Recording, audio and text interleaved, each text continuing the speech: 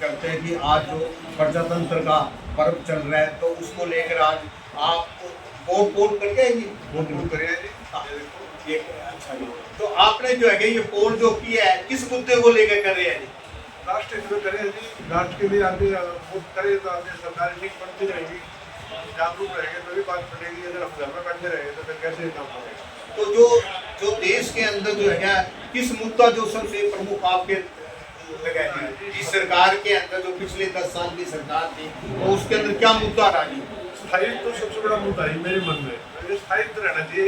एक पार्टी की सरकार जब किसी की लो एक पार्टी की सरकार पूर्ण बहुमत की सरकार होती है जिससे सरकार को पूरी तरीके से चला सके सही तरीके से। 10 साल इतने बढ़िया बीते इंडिया के पूरा स्थायी रूप से जो उनका मुद्दा था उन्होंने अपने आप से पूरा करते रहे। वो अगर वो मिली सरकार होती ना उसके अंदर बात बनती नहीं है। सरकार जरूर चल जाती है लेकिन बात नहीं बनती है। पूरी पूर्ण बहुमत की सरकार चाहिए हमें। आज भी हम इसी मुद्दे में चले पूरी बहुमत की सरकार बने जो सरकार देश में स्थायित्व जो देश के। तो रमेश जी कोई ऐसे मुद्दे जो बच चुके हैं जो अगली सरकार को करना चाहिए जो आपके दिमाग में मुद्दे हैं जी। कौन से मुद्दे? सफाई का मुद्दा है। हम जो मेरा अपना पर्सनल मुद्दा है लोगों को जो सड़कों पर घूमते हैं ना इनको पर गवर्नमेंट ने कुछ ऐसा नियम बनाना चाहिए।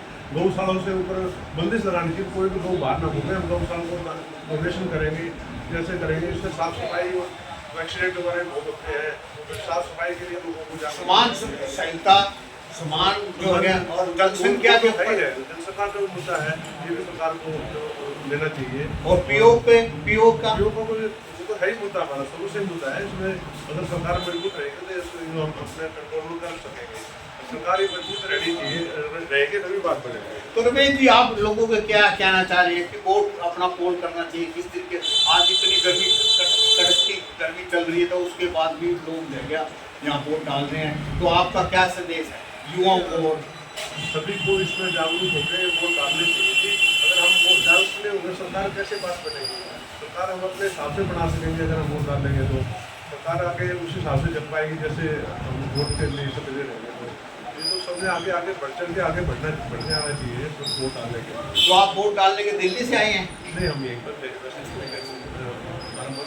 तो आप ये क्या सोचते हैं कितनी सीटें ले जाएगी हरियाणा में?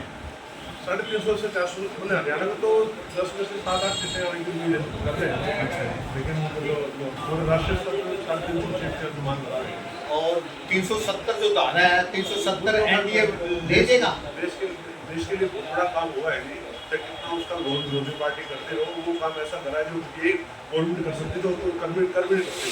जो हमारा देश का एक हिस्सा था वो कटा हुआ था। संविधान में एक संविधान लागू नहीं था वहाँ पर। आज 370 कर गया सारा संविधान एक देश एक संविधान हो गया है। ये मोदी जी ने बहुत बड़ा काम करा है। ये जो आने वाली इतिहास बताएगा ये कितना बड़ा काम हुआ। धन्यवाद। रमेश जी आप सबसे बड़े उद्योगपति भी हैं तो मैं आपसे जानना चाहूँगा कि विपक्ष कह रहा है कि उद्योगपति सब का काम धंधा ठप हो गया और जीएसटी लागू होने से लोग उद्योगों में काम की कमी आई है तो उसके बारे में आप क्या कहना चाहेंगे? देखो उद्योगों में दिक्कतें तो बहुत है जी।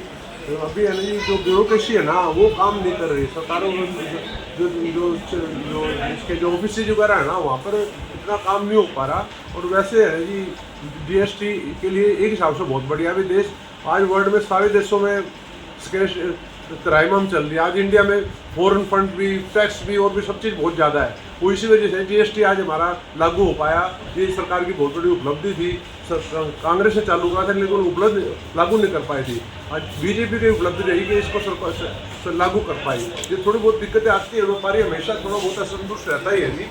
लेकिन थोड़ा सा और इसको ठीक तरीके से कर लेना। इतना जो विविधता है 4-5 तरह की टैक्सों की उसको 2 या 3 तरह पहले आ जाए 3 स्लैब में तो एक बहुत अच्छा बात हो रही है। आपने कहा कांग्रेस जीएसटी आई थी कांग्रेस में लागू नहीं की।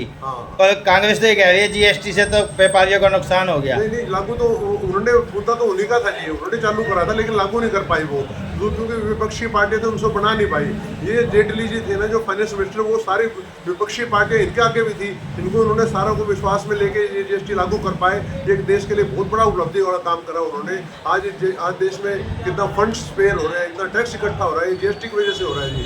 आज मतलब कितना पैसा हमने खर्च कर दिया इसमें जो वो आए थे भाई देश का विकास हो रहा है। विकास हुआ है जी। पैसा बहुत आ रहा है देश में आज दूसरे देशों के अंदर कितनी बड़ी त्राहिमाम चल रही है फंड्स की, आज इंडिया में ऐसी कोई दिक्कत नहीं है। धन्यवाद सर।